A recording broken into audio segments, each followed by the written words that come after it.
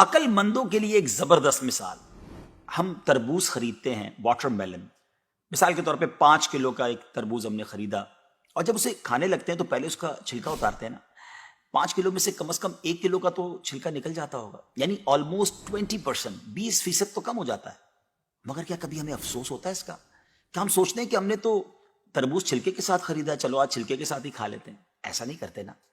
اسی طرح مالٹے کا بھی حال ہے کہ ہم خوشی خوشی سے اس کا چھلکا اتار دیتے ہیں، حالانکہ ہم نے چھلکے سمیت خریدا ہوتا ہے، مگر اس چھلکے کو پھینکتے ہوئے ہمیں کوئی تکلیف نہیں ہوتی. یہی حال مختلف پھل اور سبزیوں کا ہے. اچھا، ہم چکن بھی تو خریدتے ہیں، زندہ ثابت، اسی کو تولتے ہیں، تلواتے ہیں، پیسے دیتے ہیں، مگر جب کھانے کی باری آتی ہے، پکانے کی باری آتی ہے، تو اس کے بال، اس کی خال، اس کی آلائشیں نکل جاتی ہیں، تو ویٹ تو کم ہو جاتا ہے. مگر کبھی اس پر دکھ ہوتا ہے؟ نہیں نا. تو پھر 40,000 میں سے 1,000 دینے پر، 1,00,000 میں سے صرف 2,500 دینے پر ہمیں کیوں بہت تکلیف ہوتی ہے؟ حالانکہ یہ صرف 2.5% تو بنتا ہے، یعنی 100 روپے میں سے صرف 2.5 روپے.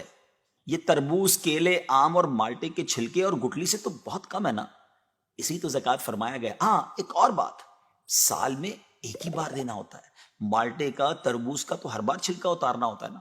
یہ 100 روپے میں سے 2.5 روپے یا 1,00,000 میں سے 2,500 روپے سال میں ایک ہی بار دینا ہوتا ہے، اور اسی کو زکوٰۃ کہا گیا. کیا برکت والا کام ہے یہ. مال بھی پاک، ایمان بھی پاک، دل اور جسم بھی پاک، اور معاشرہ بھی خوشحال. اتنی معمولی رقم، یعنی 40 روپے میں سے صرف 1 روپے، اور فائدے کتنے زیادہ، اجر کتنا زیادہ، برکت کتنی زیادہ. تو اب اپنی زکوٰۃ ہم نے پوری دینی ہے.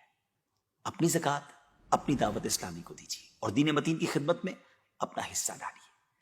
اگر آپ اپنے مال کو سیکیور کرنا چاہتے ہیں نا، آئیے ایک اور حدیث سن لیجیے. نبی پاک علیہ الصلوۃ والسلام فرماتے ہیں، خشکی اور تری میں جو مال بھی ہلاک ہوتا ہے وہ زکوٰۃ نہ دینے کی وجہ سے ہوتا ہے. زکوٰۃ روک لینے والا قیامت کے دن جہنم میں ہوگا. اللہ کریم ہم سب کو اپنے مال کی پوری زکوٰۃ دینے کی خوش دلی کے ساتھ توفیق عطا فرمائے.